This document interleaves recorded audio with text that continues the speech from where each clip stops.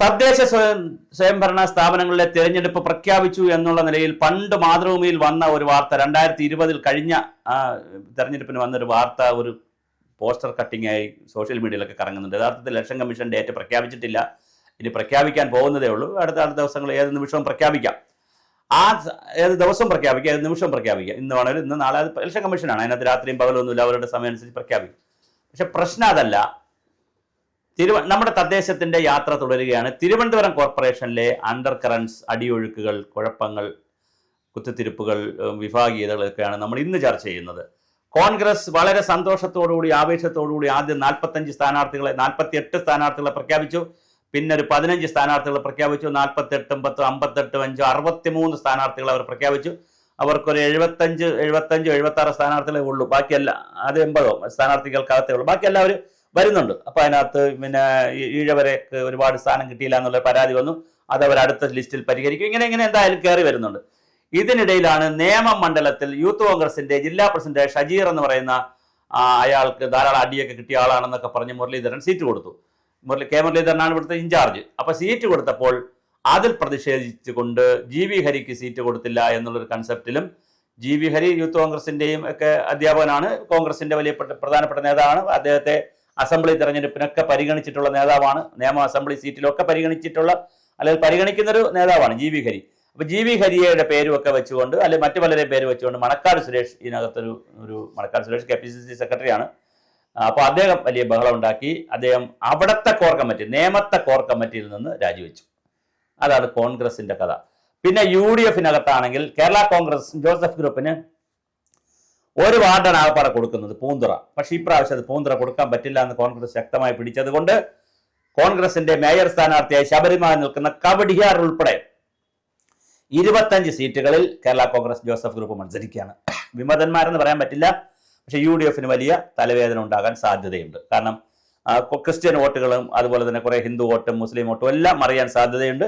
Candidates പ്രത്യേകിച്ച് പ്രാദേശിക തെരഞ്ഞെടുപ്പാണ്, കൗൺസിലർമാരുടെ തെരഞ്ഞെടുപ്പാണ്, ചെറിയ സ്പിയറാണ്, ചെറിയ മണ്ഡലമാണ്, ഒരുപാട് വലിയ ക്യാൻവാസ് അല്ല, വലിയ ഏരിയ അല്ല. അപ്പോൾ അതുകൊണ്ട് ആ വാർഡിൽ ഏറ്റവും അറിയപ്പെടുന്ന ആരെങ്കിലും പ്രൊഫസർമാർ, റിട്ടയർ ആയവർ അല്ലെങ്കിൽ ടെക്നോക്രാറ്റുകൾ, അങ്ങനെ വളരെ പ്രമുഖരായ ആളുകളെയൊക്കെ നിർത്തിയാൽ ചിലപ്പോൾ അവർ കയറി എവിടെയെങ്കിലുമൊക്കെ ജയിച്ചില്ലെങ്കിലും UDF-ന് വലിയ തലവേദന ഉണ്ടാക്കാൻ കഴിയും. അങ്ങനെ കേരള കോൺഗ്രസിന്റെ 25 സ്ഥാനാർത്ഥികളെ പ്രഖ്യാപിച്ചു കഴിഞ്ഞു. അവർ ഒറ്റയ്ക്ക് മുന്നോട്ട് നീങ്ങുകയാണ്. ഇനി ഒരു സീറ്റ് കൊടുക്കാത്തതിന്റെ പേരിലാണ് ആലോചിച്ചോണം. പൂന്തുറയിലെ ഒരു സീറ്റ് കൊടുക്കാത്തതിന്റെ പേരിൽ 25 സീറ്റിലേക്കാണ് അവർ സ്ഥാനാർത്ഥികൾ നിർത്തി നീങ്ങുന്നത്. ഇനി ഇപ്പുറത്തേക്ക് വന്നു കഴിഞ്ഞാൽ CPM-നാണെങ്കിൽ 3 ഏരിയ സെക്രട്ടറിമാർ, വഞ്ചിയൂർ, പാളയം, വിളപ്പിൽ ഏരിയ സെക്രട്ടറിമാരെ 3 പേരെ, ഒന്ന് ശ്രീകുമാർ നേരത്തെ മേയറായിരുന്നു, 2 വഞ്ചിയൂർ ബാബുവിന്റെ മകൾ പിന്നെ ഇപ്രാവശ്യത്തെ സ്റ്റാൻഡിംഗ് കമ്മിറ്റി ചെയർപേഴ്സണായിട്ടൊക്കെ ഉണ്ടായിരുന്നു.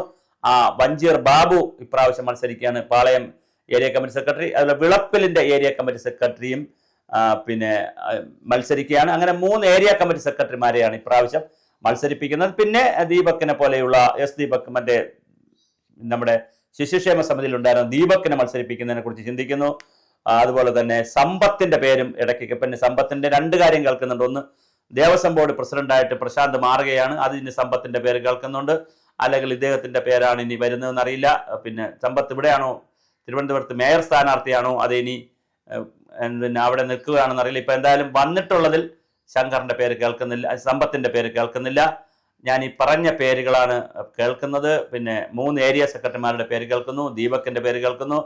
പിന്നെ അങ്ങനെ CPM 75 സീറ്റിലാണ് മത്സരിക്കുന്നത്. ബാക്കി CPI-യുടെ സ്ഥാനാർത്ഥികളുണ്ട്, മറ്റ് ഘടകകക്ഷികൾ അവർക്കുണ്ട്. അപ്പോൾ അവരുടെ സ്ഥാനാർത്ഥികളെല്ലാം 101 സീറ്റിലേക്ക് അവരുടെ സംവിധാനം വരുന്നു. ഇനി BJP-യാണ്. BJP-യെ സംബന്ധിച്ചിടത്തോളം VV രാജേഷിനെ മുൻനിർത്തിയാണ് ഒരു പോരാട്ടം നടക്കുമെന്ന് കേൾക്കുന്നു. പക്ഷേ VV രാജേഷിന് ഒട്ടും താല്പര്യമില്ല. അദ്ദേഹം അസംബ്ലിയിലേക്കാണ് അദ്ദേഹം നിൽക്കാൻ താല്പര്യപ്പെടുന്നത്. അതുകൊണ്ട് VV രാജേഷ് ഒഴിവായാൽ പിന്നെ പാപ്പനംകോട് സജി, ആശാനാഥ്, അങ്ങനെയുള്ള ആളുകൾ, പിന്നെ മോഹനൻ നായർ എന്നൊക്കെ പറഞ്ഞ് കുറേ പേരുണ്ട്. പിന്നെ ശ്രീലേഖ IPS-നെ മത്സരിപ്പിച്ചും കവടിയാറിൽ മത്സരിപ്പിച്ച് അവരെ മേയറായി നിർത്തുന്നതിനുള്ള ഒരു പിന്നെ പത്മിനി തോമസ് ഉണ്ട്, നമ്മുടെ മുൻ സ്പോർട്സ് കൗൺസിൽ പ്രസിഡന്റായിരുന്ന, പിന്നെ കോൺഗ്രസിന്റെ ശക്തയായ വക്താവായിരുന്ന ഒരു പത്മിനി തോമസ് BJP ചേർന്നിട്ടുണ്ട്. അവരെ മത്സരിപ്പിച്ച് കവടിയാറിൽ മത്സരിപ്പിച്ച്, അല്ലെങ്കിൽ പാളയത്ത് മത്സരിപ്പിച്ച്, പാളയത്ത് കോൺഗ്രസ് സ്ഥാനാർത്ഥിയെ മത്സരിക്കുന്നത് A. ചാൾസ് MP, പഴയ തിരുവനന്തപുരം MP ആയ, ദീർഘകാല MP ആയ A. ചാൾസ് MP-യുടെ മകന്റെ ഭാര്യയാണ് ഷെർലി മാത്യു എന്ന് പറയുന്ന അവരാണ് മത്സരിക്കുന്നത്. അപ്പോൾ വളരെ വലിയ അണ്ടർ കറൻസ് ആണ് അടിയൊഴുക്കുകളാണ്, തമ്മിലടിയാണ്, തമ്മിൽ പോരാണ് നടക്കുന്നത്. BJPക്ക് അകത്ത് ചില സംഘർഷങ്ങളും പ്രശ്നങ്ങളും ഉണ്ടായിട്ടുണ്ട്. പാപ്പനംകോട് എന്നുള്ള നേമത്തു നിന്നുള്ള BJPയിലെ ചില നേതാക്കൾ രാജിവെച്ചു. അതുപോലെ തന്നെ പിന്നെ അത് നമ്മുടെ അവിടുത്തെ പിന്നെ സ്ഥിരം നേതാവിന് കൊടുത്തില്ല എന്ന് പറഞ്ഞിട്ടുള്ള ഒരു രാജി അവിടെ വന്നിട്ടുണ്ട്.